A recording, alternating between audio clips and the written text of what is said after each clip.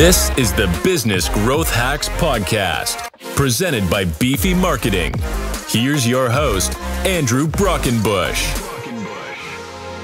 What's going on, small business nation? Welcome back to another episode of the podcast. It is Friday. It is 11 o'clock. Today is Cinco de Mayo, the day that we're recording, which means we're going to go enjoy some tacos and margaritas because that is the Texan thing to do today. Yep. And we will do it, and we will enjoy it because it's a Friday, and that's how we roll. And we've got a guest where he's at, it's 5 o'clock. So, I mean, that means we could start drinking pretty much right now, and it would be acceptable because it is 5 o'clock somewhere, right, William? It's always 5 o'clock somewhere, yeah.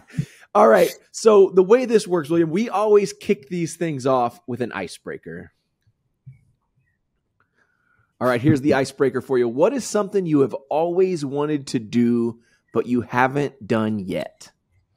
Oh, it's such a great question, isn't it? And there's a lot, but yeah.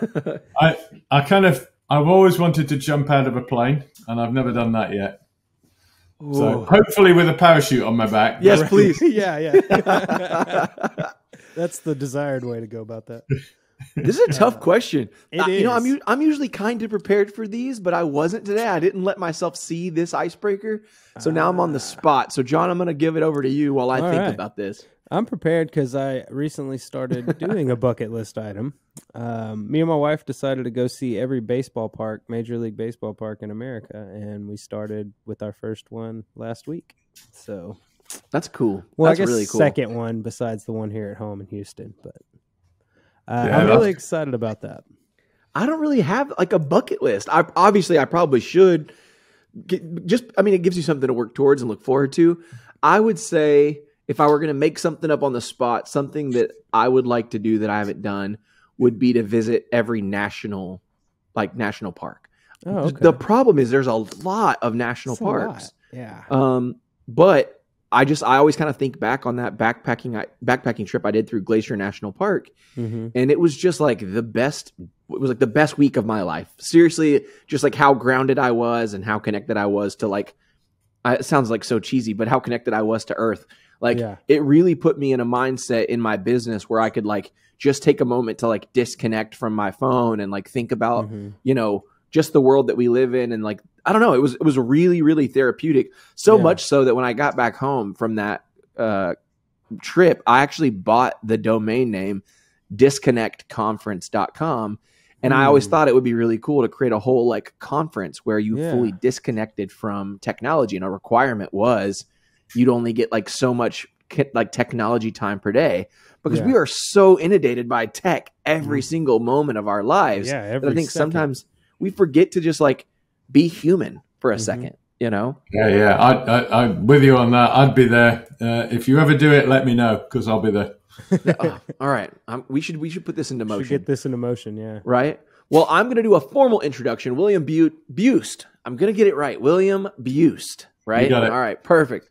Is a mentor to business leaders and the author of the book Intentional Mastery. He specializes in guiding his clients along the journey to mastery so that they can deliver consistently excellent value to their clients. William is a fellow of the Professional Speaking Association who speaks on building better business and intentional mastery. William is committed to lifelong learning. He's a keen photographer and skier and enjoys walking. William, welcome to the show, man. Hi, Andrew. It's great to be here. And thank you very much for that introduction. Fabulous. Yeah, absolutely. So we've got to start by taking it back. That's kind of what we have to start with so that people understand who we're talking to. Why don't you kind of talk to us a little bit about how you got started in entrepreneurship in general? Because I think we all have our entrepreneur origin story, how we got started. What did that look like for you? Yeah, so I was in the insurance industry for many years. I worked, in fact, for an American insurance company, Combined Insurance Company of America, in a UK subsidiary for a while, and then I was also working in some of the big UK banks that also do insurance. And in that role, I was putting project teams together, running fairly big projects, and I kind of thought, what I'm doing here is like setting up a business, but inside another business. And I'd rather do that outside the business and do it for real. For yourself. So that was the trigger really that pushed me to start. So it's 20 years ago, I left the insurance industry, started my own business then, was working. From then, I've been working as a business mentor, working with other business owners, helping them to think about what their strategy should be, how they should approach what they're doing, looking at and learning about all the things that entrepreneurs, people like you and me, the things that we do wrong, because we don't know yet that they're wrong till we do them. Yeah. And thinking about how can we design business better, and think about the whole process of building a business and do that in a better way. And that's where I started thinking about mastery and why are some business people, you walk into the room and you just know that they are at the top of their game, and others who haven't got there yet, but want to. And what's that journey? So that was where the book came from. And that's how we got to today, really. That's amazing. So when John had kind of first told me about you being on the show and I read your bio, I was like, intentional mastery. Like, I've never heard of that. Like, obviously you're the author of a book on it, which means that you're the expert on the topic. That's how this works. So how did you kind of craft that? Like, I don't know if you'd call it a framework, but the idea of thinking about your business in a mastery mindset. Yeah, so it's really from working with a whole variety of entrepreneurs and seeing the difference between those who, first of all, were really driving intentionally to build something bigger and better than just what they had at the moment, and continuing to be intentional about that. And the people, and others who kind of got to a level and were satisfied with it. And I guess part of my philosophy is that I don't settle. I'm always looking for ways to do things better. And I know that, I'm a little bit older than you guys, a little bit. We won't go too much into that. A couple of days. And, as you build experience, you start realizing how much you don't know rather than how much you do. And, I'm very much in this game as a long-time journey and thinking about what do I need to do to grow. And that's where this development of the journey to mastery, which I'll just very quickly go through. When we start something we don't know, if I was to go and jump out of a plane, as we talked about earlier, I know nothing about that. I've never done it. I'd have to go and do some research and get knowledge. And at that point, I'm what I call an explorer, very start of this journey to mastery. Explorers get the knowledge. They then need to know how to do it. So they work on this building the skill, and the novice in them, they make lots of mistakes and learn from that. And novices become practitioners, and practitioners people who do a really good job every day, but they're not yet expert. They need more experience to become and build the expertise. So they need to see things in lots of different contexts. All the way up to expert, the next stage is mastery. All the way up to expert, we've been filling in things we didn't have. We either didn't have knowledge, we didn't have the skill that we needed, or we didn't have the experience. But to go from expert to master, I think needs us to also get insight from other areas of our life. And that was the insight that I got that made me see that the people who are really masters of their game are drawing on experience from everything. And I draw on my photography, I draw on what I do skiing, I think about, when I'm out walking, thinking about how that can help me think about the way that business works. And so it's all those insights coming together that let you step up, stand out from everybody else who's an expert in your field. Lots of experts, but which of them stand out? And I think it's the ones who can bring their full selves, everything about them to bear on what they do. How do you know when you've, this is like me and John talked about this yesterday as we were thinking about today's interview. How do you know when you've become a master in your art? Mm-hmm. And a little subscript, do you ever become a master at what you do? Well, I think there are stages of mastery as well, and it is an ongoing journey. It's not a destination. We can keep improving it. But for me, I think the thing that really stands people out when you know that you kind of know that you've got to a level of expertise that's beyond most people is when it doesn't matter what you're asked, you know the answer. And you don't just know what the answer is. You know how to apply that answer in the context of the other person. So it's, I think experts quite often, I've spoken to many experts over the years, interviewed many, and I've come away from the interviews thinking, I know you know your topic and we've talked about it for an hour, but I still don't know anything about it because you haven't been able to explain it in language that I understand. And a master will always be able to do that. They've got back to being able to deconstruct what they know and share that knowledge and skill with others in a way that they can absorb it and move on.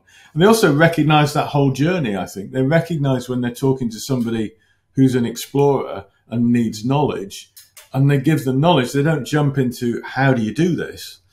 Your podcast host, if you were talking to somebody who'd never heard about podcasting, you wouldn't tell them all the nuances of what you do behind the scenes because there's no point. They just want to know, what is a podcast?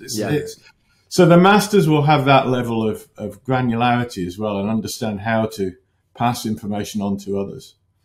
Yeah, I really love your explanation there and I think that's an art to become someone who can speak on the thing that you're an expert in and equip the person you're talking to be able to either do it for themselves or implement some of that education. You see my glowing Apple shirt behind me from my time at Apple. And back in the day, Apple had this program called 1-to-1. It was like a service that they offered where people could pay Apple to come in and do personalized one-on-one training with an Apple trainer on a number of topics, whether it's just like getting around the Mac or using Keynote or Pages or any of those applications that came on a Mac, we would teach. Well, one of the things that they taught us trainers was that we had to sit on our hands when we taught someone. And I thought it was the coolest thing because naturally we want to point, we want to show people where to go. We want to let me drive, let me take over, it doesn't empower the person that you're teaching to actually learn. And so it was a really cool, I feel like it's really like I've carried that skill with me throughout life because I feel now like I really do a way better job of explaining things when I'm giving people a tutorial or a walkthrough. I'm like, hey, if you notice in the top left-hand corner, that little icon that's spinning, like you start to learn how to communicate with people. So I think that's really fascinating because I've never thought of myself, well, I'm obviously like still, I'm only 33. So like, I'm sure I have a lot to learn before I will become a master, but I don't know. I'm afraid that I might not ever be able to answer all of those questions and be the best at teaching people. So I'm really fascinated by what you teach. So when you first started in this, you said about 20 years ago, did you set out to become like a mentor in this way and a consultant, or was there another service line that you were doing first? I think like a lot of entrepreneurial people, sometimes it's an external trigger that makes things change a little bit and let you see things in a new light.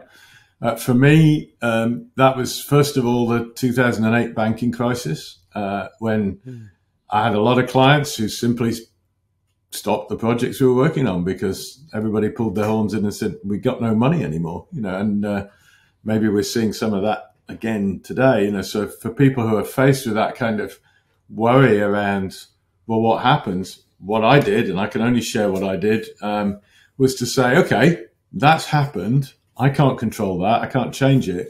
What I can do is react to it, and I can change how I behave as a result of what's going on. And I changed the business just a little bit. I moved from really working more as a project manager within larger organizations and started working with smaller entrepreneurs, individuals, and working one-to-one. So that was the first shift for me, was into one-to-one work. And I realized that I really loved it because I could use a lot of the skills that I'd had working as a project manager, change manager in a large group, but bringing them to bear on an individual, suddenly they felt like they had a life of their own and much more power and energy. And it was great. So that was, that external trigger shifted my target market a little bit in the business. And then the next thing that happened was COVID and the pandemic. And that made me realize that I didn't have to travel to meet people in order to do this one-to-one work. I could do this. I could be on a Zoom call or a Teams meeting or whichever platform was appropriate.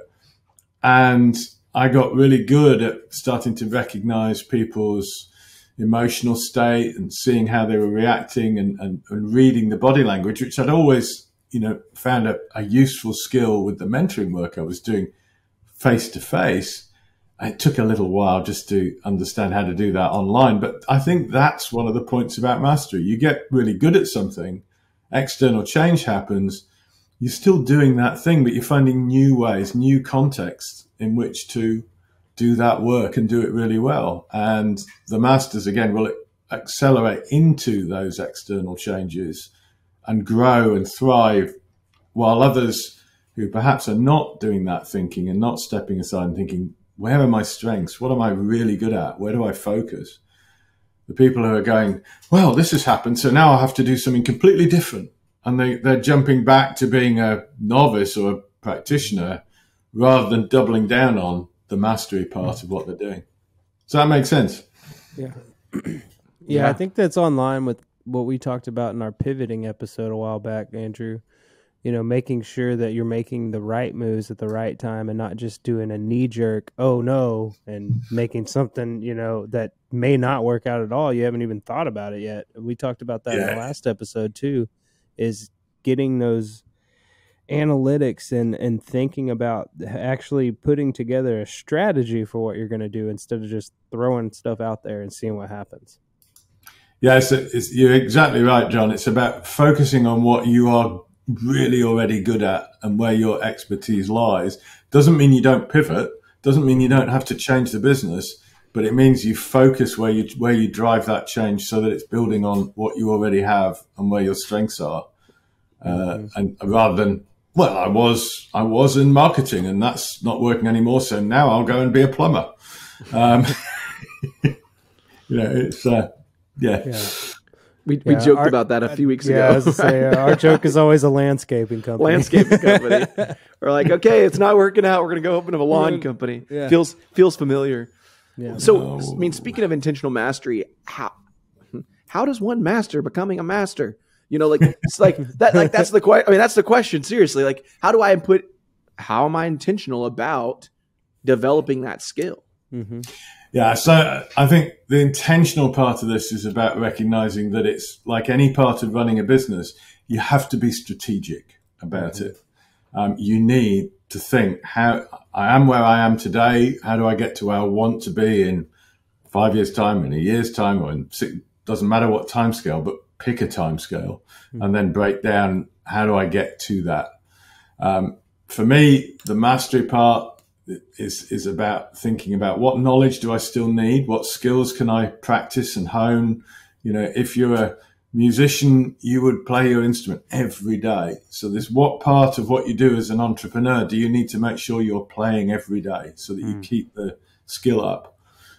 For me, as a business mentor, that's about questioning. I'm curious about the nature of questioning all the time. So I'm looking for better ways to ask questions that open people up and help them to really understand their own answers, and that's a skill in its own right.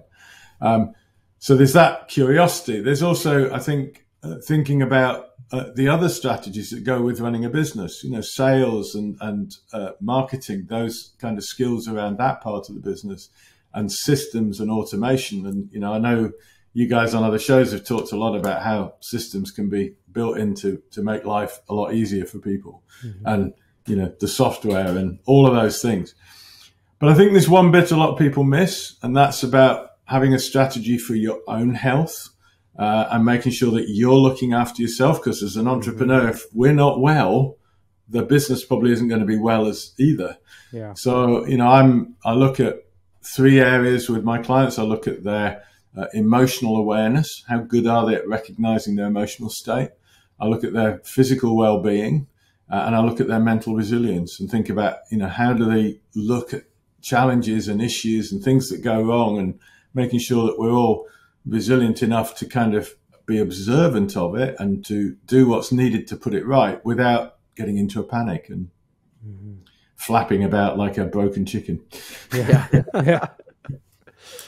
Man, this like whole conversation is just like so eye-opening, because I think we have this conversation with ourselves quite often, which is, we need to become better at our jobs. But as an entrepreneur, our jobs it's not very linear, right? Like it's so wide, right? Like I kind of laughed whenever you said, you need to practice doing whatever you want to do more of, or you want to be better at. And I laughed. I was like, I need to practice putting out fires. Because like that is just like one of the many things that you have to do as an entrepreneur. But kind of all jokes aside, it does beg the question, like, where do you start? And I think that for a lot of entrepreneurs and business owners out there, that's where it gets overwhelming. Is like, I'm already working from the time I wake up to the time I go to bed. Like, when do I put time down to like, develop my skill? I mean, how, like, for the business owners out there that are listening that feel like maybe they're stuck, or maybe they don't have the time. I mean, you hear people say all the time, I don't have time. What can they do? What's a small micro thing that they can do to start the process? So you've hit on a number of really important points, Andrew. First of all, this firefighting thing, and we possibly don't have time to make sure that we're not striking matches randomly. Yeah. But when one of those lit matches lands on something and a fire starts, we have all the time in the world to put it right. Sure. So one of the things is to look for, where are you striking matches in your business that might start a fire, and getting rid of the matchbox at that point. So, good point. And every entrepreneur I've ever met at some point in their business will have worked, as you describe it, all the hours that they can, 24 hours a day, more if necessary. And, they're wondering, how on earth I started this business so I'd have more free time, right? And I'm now working harder than ever. What's going on? Well, one of the things that I think it's a sign for me of somebody who's at the practitioner level of their business. They've got the knowledge and the skill to deliver something that's really of value, but they haven't yet got all the experience of doing that as a business owner. Mm-hmm. So things are still going wrong, and the things are going wrong in the areas of the business they're not expert at. So sometimes you have to bite the bullet and spend money that you don't have in order to get ahead of the game. Yep. It can be really difficult. And I really, I absolutely understand, because I've been there. When you've got no money, how do you spend money to invest? Yeah. Pretty tough. But if you can find a way, call in favors, talk to friends, anything, find the people with the expertise on the parts of your business that you're really poor at and that you hate doing and that take time. So there's that kind of 3-layer thing. I'm not good at it. It takes time for me to do it, and I don't enjoy it. And find somebody who says, I really quite like that. Yeah. And cut a deal with them, do them a favor, call in a favor, whatever, to get that work off your plate. Now you've got some time back. Now be really strategic about how you use that bit of time, because you've bought it often feeling like at an enormous cost to yourself. It's either money or it's a big favor or whatever it is. So now you've got to use that time really wisely. So I would always encourage people to think about what they're going to do with the time when they get it before they go out and look for somebody to take that work off them. So then they know exactly what to do with it to get some return on that investment, so that they can then do it again, slightly bigger, and get more time back, and just rinse and repeat. Yeah. Yeah, that's brilliant. I mean, if the listeners out there, if you've never heard of The Freedom Compass by Michael Hyatt, look that bad boy up. It's totally in line with what William's saying right now. It's kind of this, I don't know, you'll Google it. It's a little compass that kind of breaks down the things that you're passionate, proficient, and not passionate about. And it kind of talks about where you want to be, whether it's your desired zone or your distraction zone, your drudgery zone, your disinterest zone. And you can really work backwards to say, like, how much of what I'm doing is in my drudgery zone, and out of what's in that drudgery zone is that stuff that I can, assign to someone else. Like, William said, somebody could do you a favor. Is it hiring a VA to take off a medial task off your plate that would literally allow you the time to develop and invest in areas that you want to be spending your time and energy, or areas where you are proficient and you are enjoying what you do? I think that's like, for me, that was a game changer. The Freedom Compass was a really cool, like, eye-opening experience for me to sit down and say, okay, I'm going to write a list down of all the tasks I do, and I'm going to just write beside them, do I like doing them? Do I not like doing them? Am I proficient at them? Am I not proficient at them? And once you kind of break it down and start to realize like how much BS you're doing in your day, you'll realize that a lot of that can be taken off your plate, right? Yeah. Maybe you already have somebody on your team, like you said, maybe, because what's so funny about this is I think business owners think that because you hate something that everybody hates something, right? Like I hate checking my emails, which means everybody hates checking emails. Yeah. No, like I have an assistant now, and I have an assistant I used to work with before, and both of them are very highly organized people. They like going through all those emails and putting it where it goes. I don't. Like, just tell me what I need to do. Yeah. Yeah, I'm laughing because I think you've hit the nail on the head. There for every job that we dislike, there is somebody out there who absolutely loves it, for whom it's bread and butter, and they just lap it up, and they will say, "Just give me more of it, give me more of it." Yeah. And our job, if you like, as entrepreneurs, is to find those people, and then we can pass the work on. I have another little rule, really quick tip. I'm sure a lot of your listeners will have to-do lists, and they'll have things on those to-do lists that have probably been there for a long time. So one thing I think is, if a job I have a little rule that if I reschedule a task on my to-do list more than 3 times, I either have to delegate it to somebody else or put a red line through it and say, I'm not doing that. It's never getting done because your list is just going to stack. Because if I keep moving it, saying, well, there's more important stuff, there's more important stuff, there's more important stuff, then maybe it's not important enough ever to even bother. That's right. And I think one of the causes of overwhelms is people have a to-do list that's like, they could have a scroll and be turning it all for hours on it. And most of that stuff's not going to get done. I don't know anybody who does everything they put on their to-do list. I just don't. Mm-hmm. If they do, they're not putting everything that they need to do. That's right. Exactly. Yeah. So actually, this is a great pivot point for me to ask a question that we wrote down, which was, how can you use technology to help you along the way, right? How can you leverage technology to achieve your growth goals, to grow your business? And the reason I asked this question was because you were talking about your to-do list. You're talking about how you have that rule there. And I had noticed that you use a software called Motion. I don't know if you use that in a lot of your business for your task management, but I was just curious, what are your thoughts on leveraging technology in that way? Yeah, I mean, I do use Motion, and it's a really interesting product. It's got an AI built in the back end to help you organize your to-do list. And it starts to learn which things you do frequently and which you do less frequently and which are important and so on. And it weaves that into your calendar so that you get a calendar view that has tasks built into it. Nice. That it's helped my productivity for sure. It's not the only place I record tasks, which is another challenge if you have to do it all over the place. Here's one. So that's one bit of software. Yeah, there we go. Andrew, for those who are listening, Andrew's holding up a list on a bit of paper. And we've all got those. Yep. I do think that technology can really help us, but it's a tool. It's not the ultimate solution to the problem. It's just if something makes you more efficient because you like using it, use it more. But forcing yourself into using software that doesn't work your way, I'm sure we've all done that as well. And certainly, I'm sometimes asked by clients to use software that they prefer to use. Mm-hmm. And of course I will, because they're the client.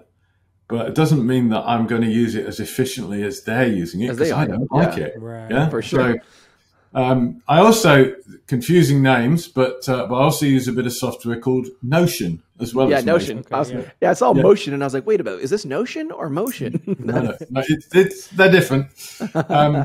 But Notion is, I've found Notion is really good if you've got a team of people, particularly if they're not employees, if they're associates or assistants that you're hiring on a kind of ad hoc basis, to be able to communicate and keep all your data and your way of working and things like, if you have brand guidelines in the business that you want people to follow, you can keep all that in Notion. You can have your brand assets available so that everybody's working from one place. And that really helps to keep consistency of the quality of what you're delivering to your clients up. And I found that really useful.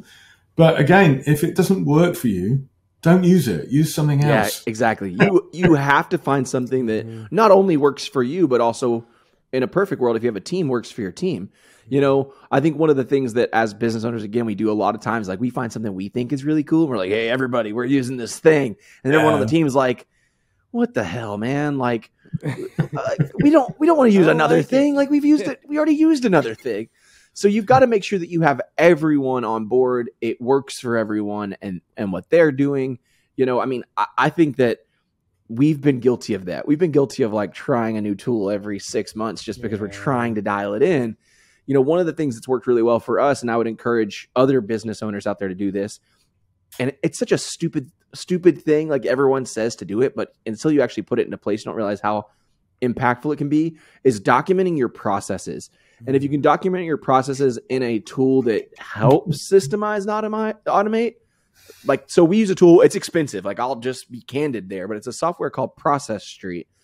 But it has been a game changer for our business, because if I used to onboard a website design client, I'd get confirmation, they'd sign the proposal, we'd set up a little onboarding call, I would take notes in one of the 900 places I leave notes, and then I would start to drop the ball. I had no way of knowing what's the next thing.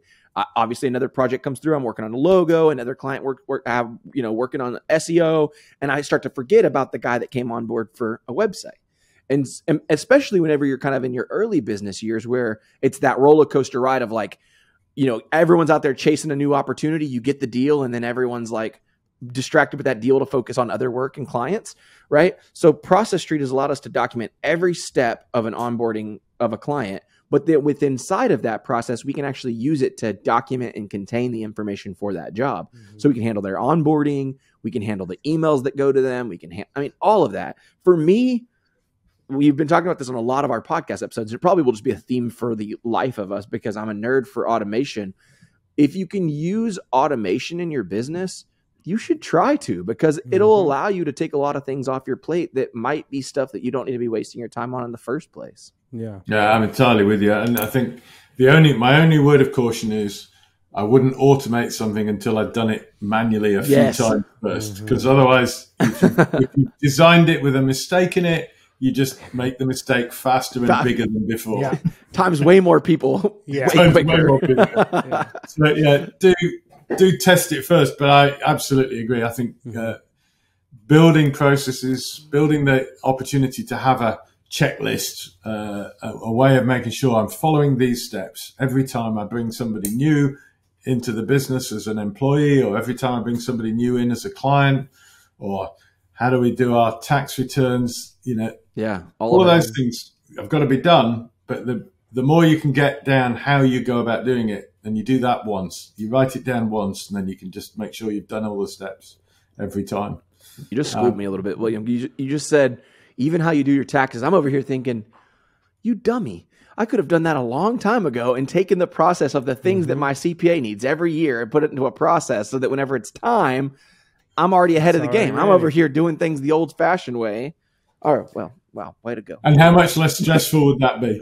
When you're so much. You're running up to the deadline and it's like, Because, I'm out there posting a Facebook post that I'm looking for a new CPA. Why are you looking for a new CPA? It's not the CPA's fault that you didn't get them what they needed on time. It's your fault. Like, that's the first thing that we do, I think, as individuals is just try to fix the problem by hiring a different person. You're just going to have the problem over and over again until you solve the primary problem, which is typically yourself. We've heard from so many guests that most of the time, the biggest problem is yourself. You're on your own way, right?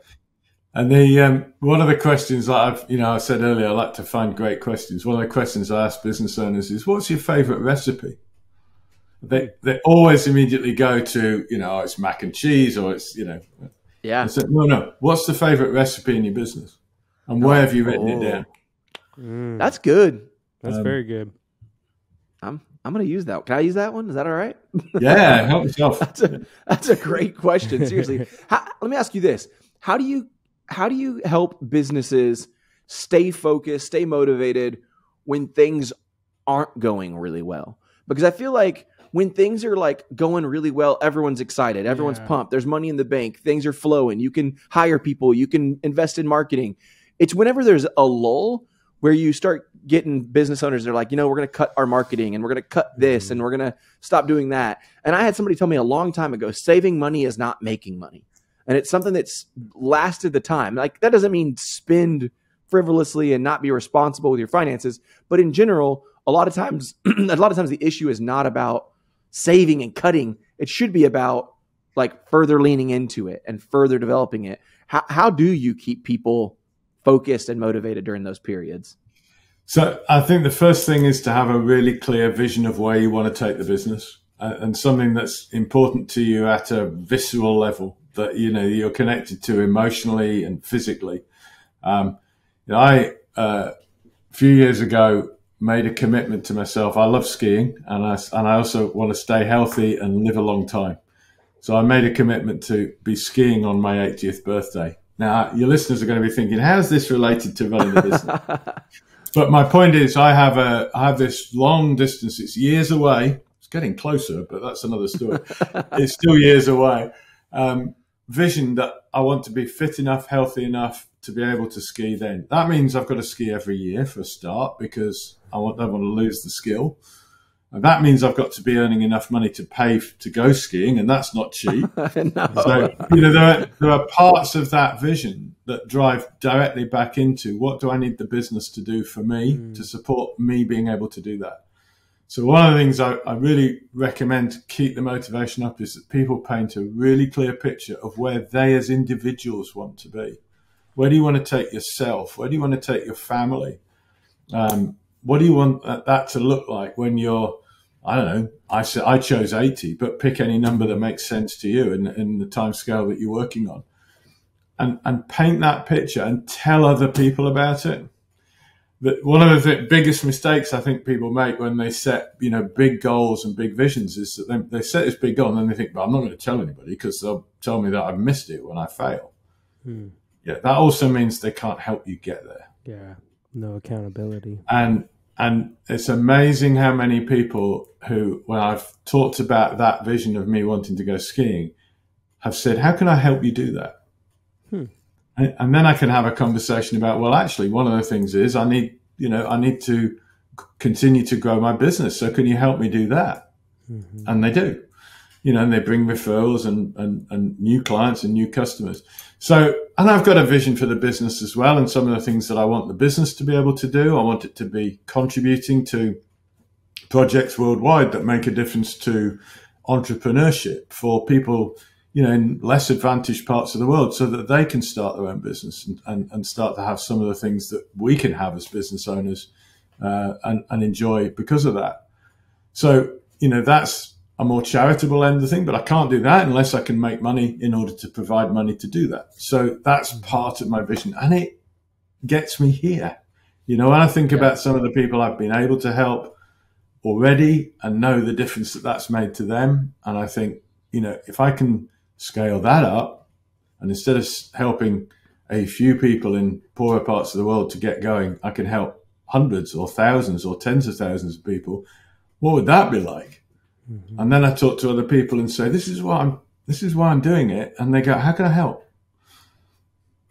And that's really motivating, because you're not alone. None of us need to be alone to do this stuff. We can always get the help. Yeah. And I remember something my grandmother taught me when I was just a nipper on her knee. She said, asking for help is a sign of strength, not weakness. Asking for help says you know what you need. And you know that you don't have the skills right now, and other people will just reach out and help you if you ask. But you have to ask. What great advice. I mean, seriously, you're talking a lot about goal setting. But I think that for a lot of entrepreneurs and business owners, they don't know where to start, or maybe they're taking the goals are in their head approach. What kind of advice do you have for putting those goals into action and truly creating a plan that they can work off of? It depends on the individual. Some people are very visual. So, if you're a visual person, take photographs or drawings or tear things out of magazines and stick them into a picture and put it on the wall in front of you so that it's there to remind you every day. Some people love words. So find a form of words that really motivates you to think about your vision. Helping poorer children around the world is one of the things that's up on the wall here. Right. So there's, those things. I worked with a client last year who have a foundation they've been, which I've helped build and make sure runs well. They build floating classrooms in Bangladesh so that children can get educated in the rainy season. Wow. When the monsoons come. That's really cool. Changing lives for generations to come. And it's that sort of thing. That's what motivates me. And I've got that in words in front of me. Mm-hmm. Other people need, a place or, so whatever it is that is something that every day can remind you in some way of, this is why I'm doing it. This is where I'm going. This needs to be a glance, something that you're going to see every day that just will help to keep you on track. And tell other people. I've said that before, but I'd keep saying it. Tell other people what that vision is, because the more you tell, the more help you'll get. That for me really, I put into motion for the very first time at the start of this year. We were coming in we had a bit of a lull Q4 of last year. And so I decided I'm going to make a post on social media and I'm going to put my goals kind of out into the universe. I'm going to tell people what I'm aiming for this year. And I literally wrote an email and I sent it to people that are colleagues, mentors, existing clients. And I said, hey, this is what I'm going to do this year. I want to help transform the lives of, 12 small businesses. I'd love to do way more than 12, but 12 was like the number, right? And I got and I just simply asked. I didn't say, would you send me the name of someone? I didn't say, can we set up a meeting? I just said, can I get your support in helping me achieve that goal? And every single one of those people responded and say, whatever I can do to help you. Yeah. And for me, you just don't realize that sometimes it just takes approaching it in a really authentic, personal, human way, because I think naturally people want to help people. Mm-hmm. And when it's obvious that somebody needs help, they get knocked down on the road or something, we all jump to it. It's because it's obvious. This is the same. You make it obvious what you're trying to achieve. Those people who want you to achieve it will be there to support you. Yep. Yeah. That's exactly right.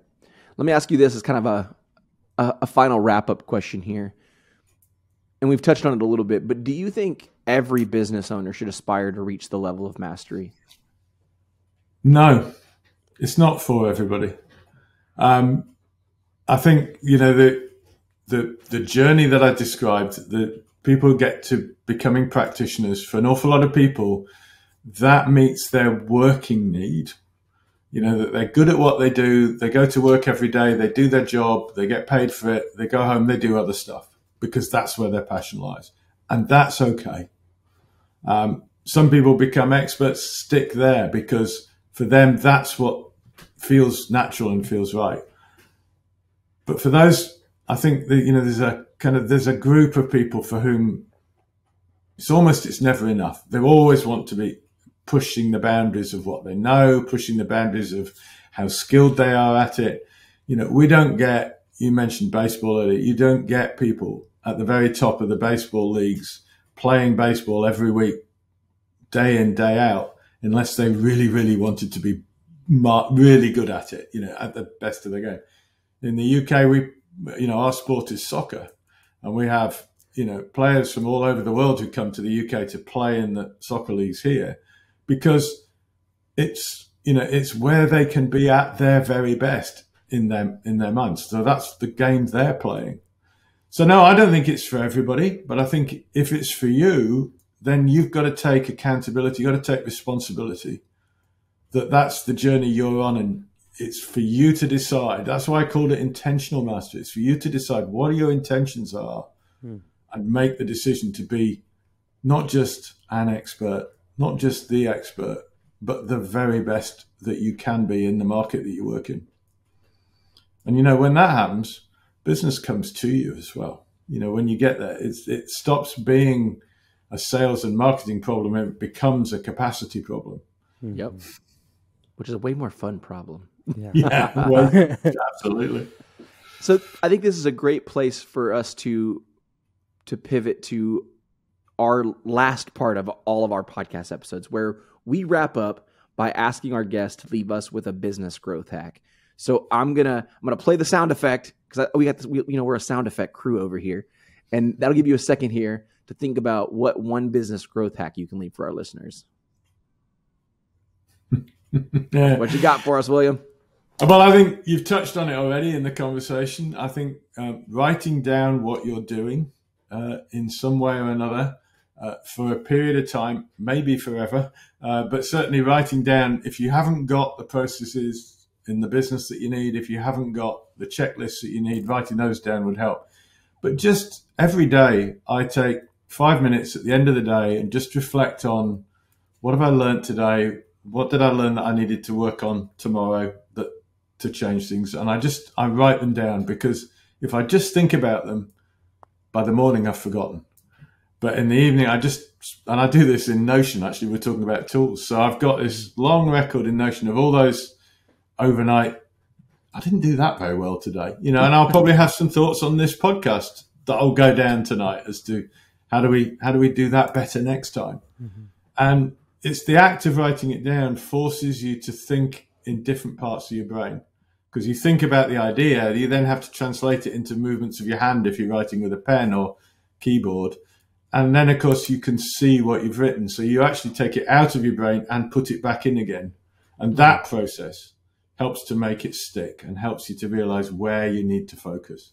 That's actually a really great point. Me and John were kind of just talking about this yesterday, how a lot of times we'll have a guest on and we get a lot of aha moments, and we're like, oh my gosh, like we're fired up. It's like we always kind of use the church camp methodology. You just got back from church camp, you're hype. You're like, whoa, we're going to like go out and like light the world on fire, right? And we like walk out. We're actually just 2 rooms apart. I'll walk out of my studio. He walks out of his studio. We're high-fiving. We're talking about how great of a guest it was. But then we don't write down or document what we just took away from that. And then 6 months later, as we're looking through our guests, we're like, oh, didn't he say that thing about this? And we forgot yes, that person did share that with you. So I think that's a really valid point, is sometimes you have to take it out of your head, put it down, reread it, rehear it, put it into action. I think that's super great advice. William, I appreciate your time.